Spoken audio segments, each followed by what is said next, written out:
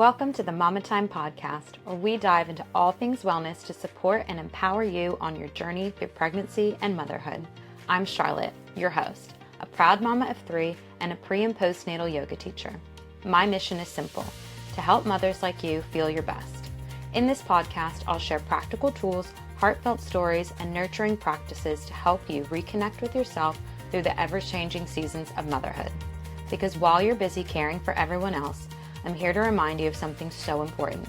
You matter too. You are worthy of prioritizing your well-being, and when you do, it creates a ripple effect that transforms not just your life, but the lives of those around you. Along with sharing my own experiences and resources, I'll be chatting with inspiring fellow mamas who are passionate about supporting other women. Together, we'll have honest, heart-centered conversations about their journeys and the transformative tools they rely on to thrive in motherhood so you can thrive too. So take a deep breath, get comfortable, and let's get into today's episode.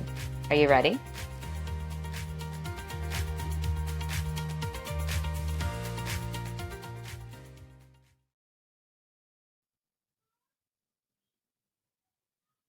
Hi, and welcome back to Mama Time. I'm so glad you are joining me today for this solo episode. Today, we're going to be talking about why moms struggle with decision fatigue. It's such a common issue. And then how can we actually overcome this to make better decisions more easily? So for me, if I think back to my early postpartums, both of them, but particularly my first, with my son, who's now 5.5, I really struggled with how many decisions I was needing to make. And for me, those were really around initially, breastfeeding and sleep, and just things as simple as like, what to do when, for how long, when to ask for help, when I didn't need help, things like that. It just felt like I was having to learn so many new things, and then make decisions about those all throughout the day. And then as he got older, they changed to things, like when to start solids. Do you do baby-led weaning, or do you do purees? What foods to start with? Things like that. It just seemed like there was this never-ending list of all of these decisions that needed to be made at different stages. And that continues. It feels really intense in that, early postpartum phase, because it's all so new. It's all coming at you at once, and there's a lot in that time frame. But then, like anything else, there's just different things that come up as they get older. And one of the things that I remember specifically spending so much time on is what shoes to get him as his first shoes once he actually started walking. And I can laugh at myself at this now, like the amount of time, of research, of like different people I talked to about like what are like I was going to find the one, the only shoe that had to be the right shoe for him to have. Um, like I said, I can laugh at myself about it now, but in that moment, it felt so important. And like I could not pick the wrong shoe because I would mess up his feet for the rest of his life.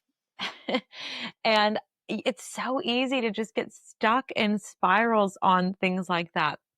And of course, that is just one example. I've spoken to so many different moms in my own life. My friends are also on this podcast. So I know that this is actually a really common thing.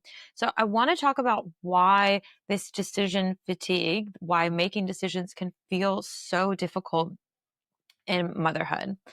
Um, Firstly, to call out the obvious, I think it's because we all want the best for our kids. We want to make sure that we're making the right choices for them. And it can feel like the consequences are so much greater than prior to having kids, because we're not just making decisions for ourselves anymore. They affect our kids. And yeah, we want to make sure we're setting them up in the best way. And I just want to point out that this can be even harder for moms that do struggle with perfectionism, because it's one thing to be a perfectionist for yourself, but then also, again, if those consequences impact your children, that perfectionism can get even more heightened in motherhood. The other thing, also obvious, is that we have access to so much more information in this day and age, which can be a good thing, but it can also be really overwhelming. We all have access to limitless amount of information in our hand 24/7. So when you're up late at night struggling with a particular issue, maybe it's teething, maybe it's struggling with sleep, whatever it is so easy to spiral and just think, if I just find, one more piece of information, if I just find this, I just find that, then I will be able to make the right choice to lead us to a different outcome or whatever you're trying to get with that decision. But the information is limitless. So we are never going to get to that end point, and we can get stuck in this trap of like just needing a little bit more information, when in reality, it's never going to be enough because, like I said, it's limitless. There's always going to be more. And then social media plays a really big role as well, because we can actually see what other people are doing, what, in certain situations about certain things that we may be struggling to make a decision about. So we can see, the different sources, right? Like, not everything on social media is created equal. And I think that is such an important point to make, because there are going to be some people that are, very qualified to be speaking about what they're speaking about. And they are on there with a really genuine purpose to educate and to help mothers with whatever that particular topic is. Let's say sleep, for example, just to give a really loaded topic. There are people who are sleep experts, and they are coming on with tips to try to help moms, whatever method that may be. They're coming from a place of trying to be educational and helpful, and they really know their stuff. And then there are people who are just sharing from their own experiences and saying, hey, this worked for me. Maybe it will work for you. And again, coming from a very genuine place. There are also people on social media that are really using the algorithm to their advantage and trying to appease that algorithm that likes really controversial opinions. So there are people specifically putting things out there that are polarizing because it is self-serving for them and will get them more engagement if people are fighting it out in the comments. And unfortunately, moms can be some serious keyboard warriors. I think, again, it comes from a good place of being passionate about what's, best for the children. Um, and we can see this in comments on different posts on social media. And we can also see this in moms groups as well. If someone asks a particular question or gives an opinion that other people don't agree with for whatever reason, those well-meaning intentions and passionate, opinions can really quickly turn into judgment and shaming, which is so unfortunate that this exists so heavily in motherhood. But the reality is that it does. And that, again, can, if you're struggling with a decision and then you're, seeing all these opinions online of people talking about how, again, you're going to ruin your kid for life if you don't make the right choice about, the one particular right solid food to start them on, just to give a really obscure example. That is going to continue to weigh so much more heavily on you. So we're just exposed to so many different opinions. And the controversial ones are generally the ones we're being shown because they get the most engagement, which isn't necessarily healthy for us to be looking at that often. And then we can struggle with comparison too. So whether that's on social media, like I just spoke about, or that's people in our own life, we might think that we see one person doing something one way and it seems to be working out really well for them. Again, let's go back to the solids example. Maybe they started with baby-led weaning, for example, and their baby just seems to be thriving, loving all the food that they're eating. And it seems to be going really well for them based on what they're telling you and what they're posting on social media. Two things can be true about that. One, that might not be the case. What people post on social media is generally only a fraction of what's actually happening in reality. Not that they're like flat out lying, but they're just not posting the really hard moments, which I totally get. Who wants to post about that? So we don't have the full picture, is my point. Even with people in our everyday lives, we don't always have the full picture because people don't always want to share that for whatever reason. And that's okay. But when we are comparing ourselves to those people, we're comparing ourselves to the highlight reel generally. And the other thing is like that could be all true. Everything could be working out amazing for them in that baby led weaning space. And awesome. Maybe that is the best thing for them and their child. But even if it's great for them, maybe that's not the right thing for you and your child. And that's okay too. Like I'm sure we can all find so many different examples of, a particular topic. Let's keep it with the solids example where some people have done it one way, like baby led weaning, and it's worked out great for them and they swear by it. And then other people have strictly stuck to purees and they swear by that because that's what worked for them. There's no right or wrong in either of those examples. They're just what's worked best for those people. So we're doing ourselves such a disservice for so many reasons when we're trying to make decisions based on comparison because each of our kids' journeys is unique. Mothers of multiple children will know that. Like if you do something and it works for one child, it doesn't mean that it's going to be the same for the other. And that's okay because they're all unique. And comparison really is the thief of joy. Like just to highlight that again, it's so easy to get caught in that trap, especially with social media. Um, but we're just setting ourselves up for a losing battle there when we start playing into that. And then lastly, I want to talk about things like AI, so like Chat GPT specifically, tools like that. So this wasn't around in my early postpartum journeys, or maybe it was, but not on a very mainstream level like it is now.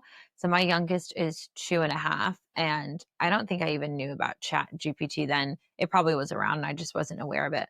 Um, and I'm only just starting now to kind of get my head around Chat GPT and how to actually use it in a way that feels really aligned for me, mostly in a business sense.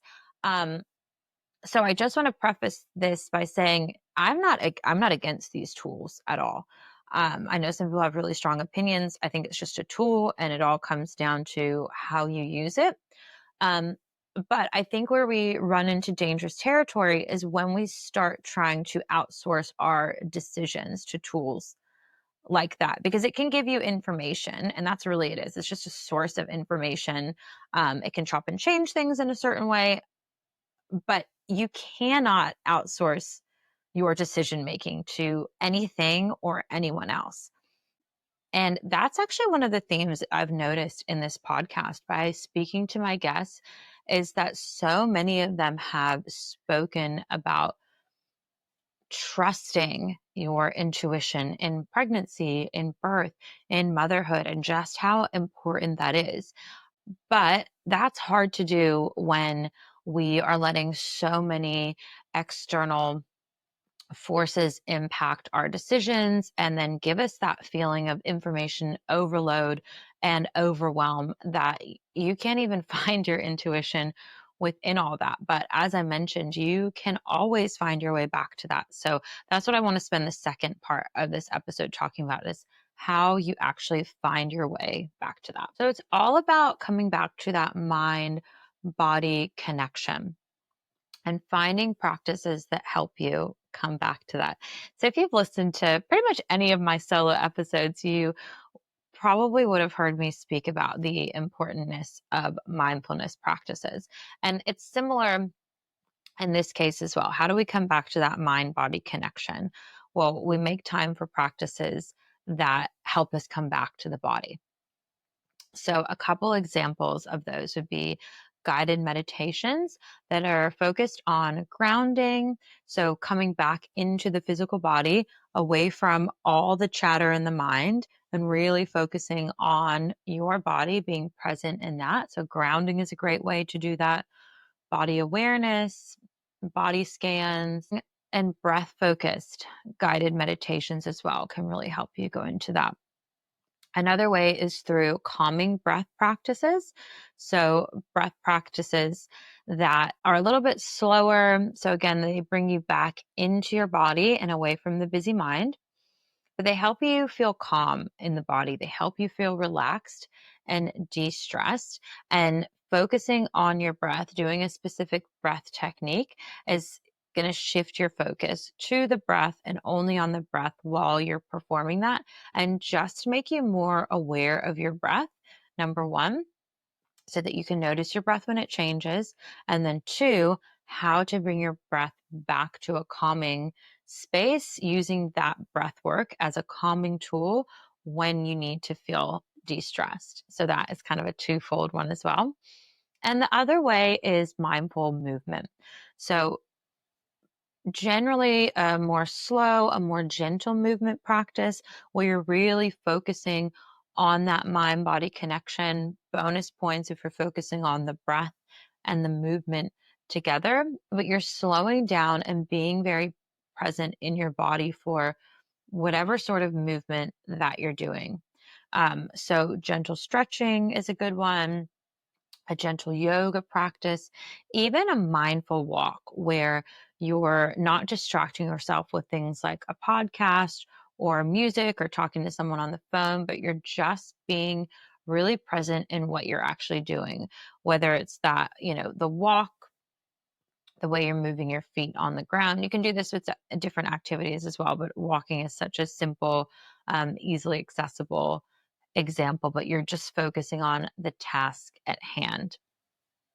And what all of these practices do, as I've mentioned in them, is you are just shifting the focus so that your awareness is in your body. You're getting out of that busy mind chatter that can just be a little bit of a cycle. And the more that you learn to bring your attention back to your body, you're going to notice those changes that come up in your body when certain emotions arise. And sometimes you'll even notice those physical changes before you even process what the emotional change is, or, why that response could have happened. But you might just think about a certain decision and notice, like, oh, this makes my body feel like this. I think that's making me a little bit anxious. I'm not sure that's the right choice for me. Or, my body feels lighter when I think about this. Like, I'm a little bit excited about this. This might be the path to go. But the more you get in tune with your body, the more you make that a practice, make it a habit, the more familiar you're going to be with your body. So the more sensitive you're going to be to those changes and actually notice the response in your body when certain things come up.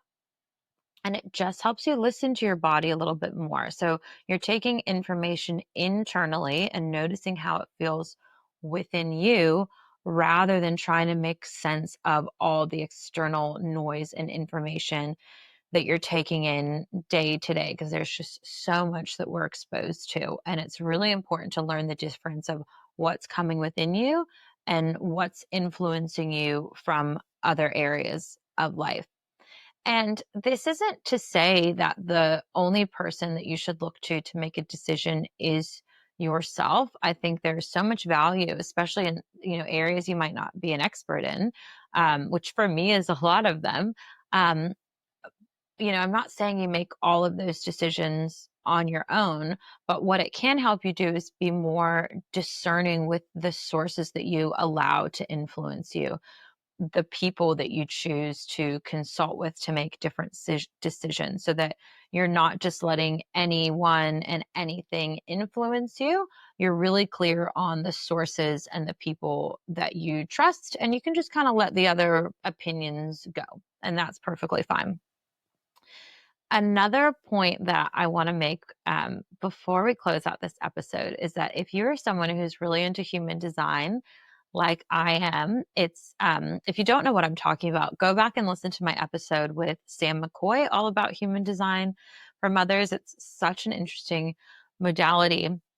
And I'm not an expert in it, so I'm just going to tell you this little piece of it based on my understanding of and how I've been learning it for myself. But everyone has what's called their authority, and that's actually specifically how that person makes decisions. So for some people, it very much is present in their body, and they can sort of feel into like that sort of gut feeling if something is right or not right for them. They'll get it sort of an in the moment response. For other people like myself, I have what's called an emotional authority. So, what I need to do is sort of ride an emotional wave of how something makes me feel, normally around 24 hours, and then get to a neutral point of my emotions and then make a decision from that place, whether rather than being on an emotional high or an emotional low to make that decision. And that looks different for everyone. But for me, that felt really amazing to sort of understand that distinction because if you can't tell from this episode, I can be very indecisive. And that's something that motherhood has really highlighted for me. And so, I'll be talking to people about um, a decision and kind of weighing, up what I should do. And, people will ask, what does your gut tell you? And that's never really resonated with me. I've never gotten like that direct feedback where I can really feel into it. But sort of learning that I have that emotional authority has helped me sort of trust that process as well and know that sometimes it just takes me a little bit of time to come to that decision. And then when I make it from a clear space, I feel so much more confident in that decision. The last thing I kind of want to touch on and tip that I want to give before we wrap up this episode is that one thing that you can always come back to is that if you're really feeling overwhelmed, which happens to me a lot, like I said, especially in early motherhood, is I love the heart hold practice. So that is where you place one hand on the heart, one hand on the belly, and you just take a couple moments breathing deeply into your body, feeling the breath move through the body like a wave, and just feeling into that breath space. And then just asking yourself about that decision, seeing what comes up for you. That's a really way to get grounded into your body quite quickly with the hands on the body, using the breath, and just see what comes up for you when you start to build that awareness to check in with yourself about how something feels. And maybe you're not ready to make a decision. That's the other part of this. Maybe you don't have to make that decision right away because you don't feel ready. And that is perfectly okay. Maybe you're not meant to make it right now. And just being okay with that and coming back to it later and seeing if you feel ready and in an aligned place to do it then. So that's the kind of tip and tool that I want to leave you with in this episode. I hope you found it helpful if you are someone who struggles with decisions like I do, especially in motherhood. And thank you so much for listening all the way till the end. Thank you so much for spending time with me today. I hope you found inspiration and empowerment in this episode. If you enjoyed it, I'd be so grateful if you could share it with another mom who could use a little extra support or encouragement. By sharing, you're helping us build a community of strong, empowered mamas who are thriving in motherhood together. If you have a moment, please leave a quick review and rating. It really helps more moms like you find the show and feel supported on their journey. For more simple and transformative practices, come connect with me on Instagram at mama_time_yoga. I'd love to hear from you. Don't forget to hit follow so you never miss an episode. And until next time, take care of yourself, mama. You've got this.